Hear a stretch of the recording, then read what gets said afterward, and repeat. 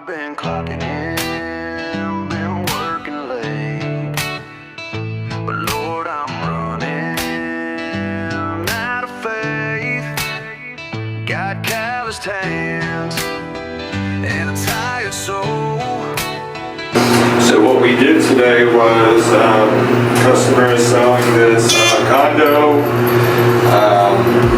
They had a TGI report for a couple repairs, a little bit of growth, biological growth of the coil. So we did a deep coil treatment and then put in some R22 refrigerant with some stuff leak.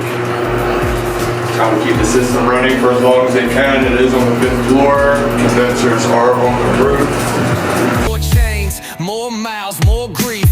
Prayed for a break, but it feels like a curse. Every step forward just leads to worse. My knees weak. What we did basically was all that white stuff in there is at D7. Basically, peroxide, medical grade soap, and then it has like a mixer in it that mixes it all together.